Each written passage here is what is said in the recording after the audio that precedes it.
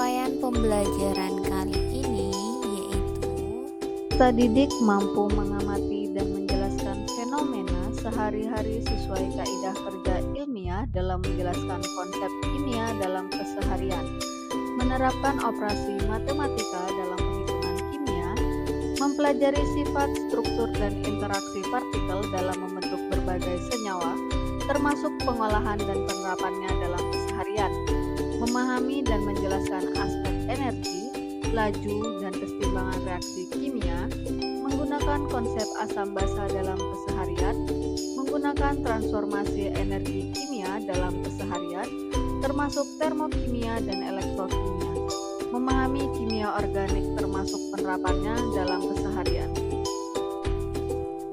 dengan tujuannya yaitu 1. Mengetahui perkembangan sistem periodik unsur. 2. Menentukan periode dan golongan unsur dalam sistem periodik. 3. Menganalisis susunan sistem periodik unsur modern. 4. Menjelaskan sifat-sifat periodik unsur.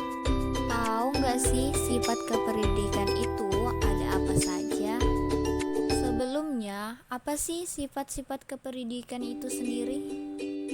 Jadi, sifat keperiodikan adalah sifat-sifat yang mempunyai kecenderungan untuk berubah secara teratur sesuai dengan kenaikan nomor atom dalam periode-periode yang sama dan dalam golongan yang sama.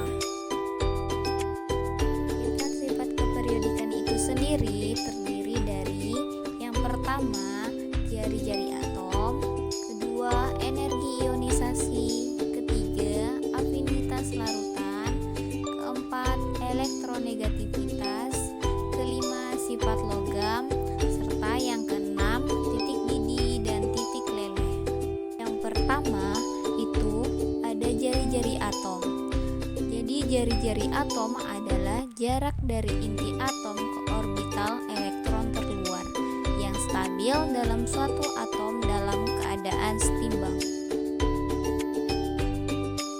Besar kecilnya suatu jari-jari atom itu menandakan ukuran dari suatu atom. Jari-jari atom suatu unsur berbeda-beda tergantung pada jumlah elektron atau nomor atom. Coba kita perhatikan tabel jari-jari atom beberapa unsur berikut. Nah, dari sini kita bisa sebutkan bahwa atom yang ukurannya besar itu memiliki jari-jari yang besar, begitu pula sebaliknya.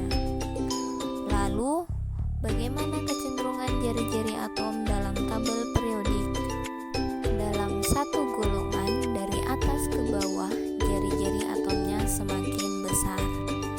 Hal ini dikarenakan dalam satu golongan, unsur yang memiliki nomor atom lebih besar itu memiliki jumlah kulit atau N yang semakin banyak, sehingga jarak inti ke kulit semakin banyak, sehingga jarak dari inti ke kulit terluarnya pun semakin panjang.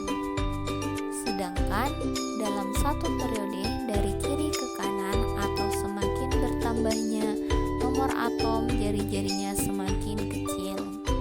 Hal ini dikarenakan unsur-unsur yang terletak dalam satu periode memiliki kulit yang sama, tetapi unsur yang memiliki nomor atom yang besar, gaya tarik inti ke kulit semakin kuat.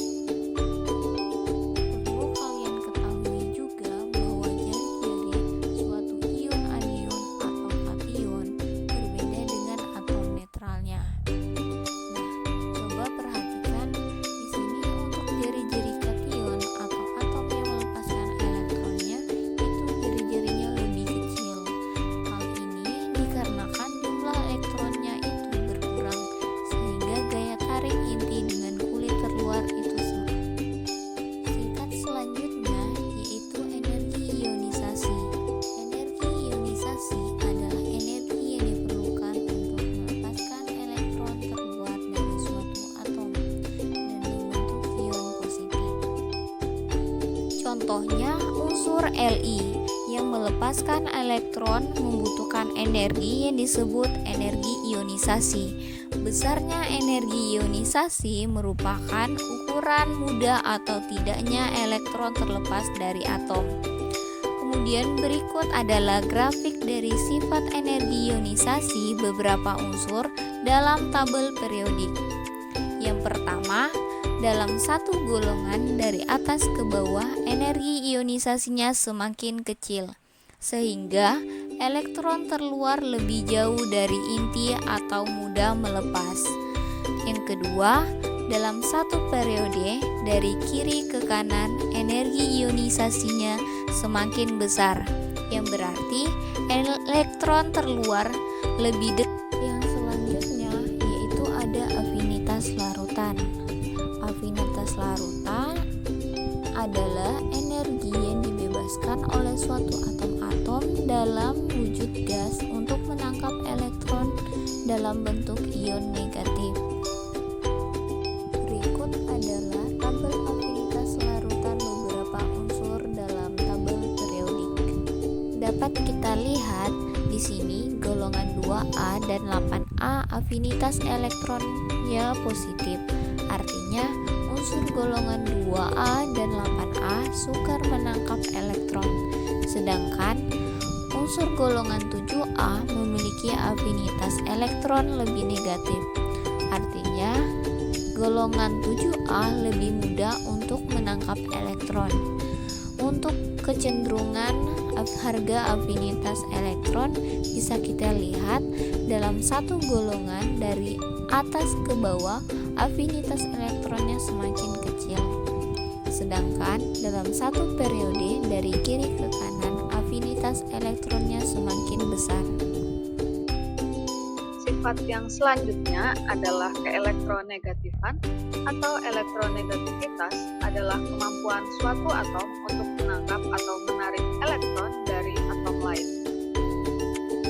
Harga keelektronegatifan itu diukur menggunakan skala Pauling yang dicetuskan oleh seorang ilmuwan bernama Linus Pauling. Harga keelektronegatifan suatu unsur itu berkisar antara 0,7 sampai dengan 4,0. Perhatikan tabel harga keelektronegatifan unsur-unsur berikut ini. Di sini, untuk unsur golongan 8A memiliki harga keelektronegatifan sama dengan 0. Hal ini dikarenakan unsur golongan 8A sudah stabil, sehingga sulit untuk menangkap elektron dari luar. Untuk kecenderungan harga keelektronegatifan unsur-unsur itu dalam satu golongan, dari atas ke bawah atau semakin bertambahnya nomor atom, keelektronegatifannya semakin kecil. Itu artinya, unsur-unsur dalam satu golongan yang memiliki nomor atom lebih besar itu sangat sulit untuk menangkap elektron. Sedangkan dalam satu periode dari kiri ke kanan atau semakin bertambahnya nomor atom, keelektronegatifannya semakin besar. Jadi, untuk unsur-unsur dalam satu periode yang memiliki nomor atom lebih besar, itu semakin mudah untuk menangkap elektron. Yang selanjutnya ada sifat kelogaman. Unsur-unsur yang bersifat logam itu memiliki ciri khas mudah untuk melepaskan elektronnya. Jadi, unsur-unsur yang bersifat logam itu memiliki energi ionisasi yang kecil, sedangkan unsur yang bersifat non-logam memiliki keelektronegatifan yang besar.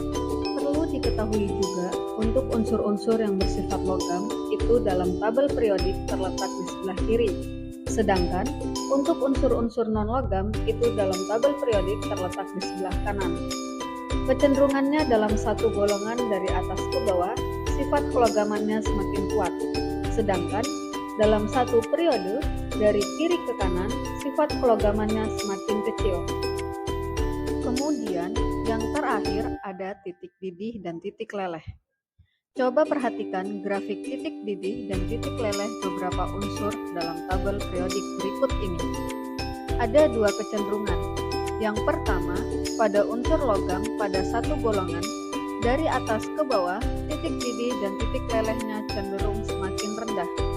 Yang kedua, pada unsur non-logam dalam satu golongan, dari atas ke bawah, titik didih dan titik lelehnya cenderung semakin tinggi.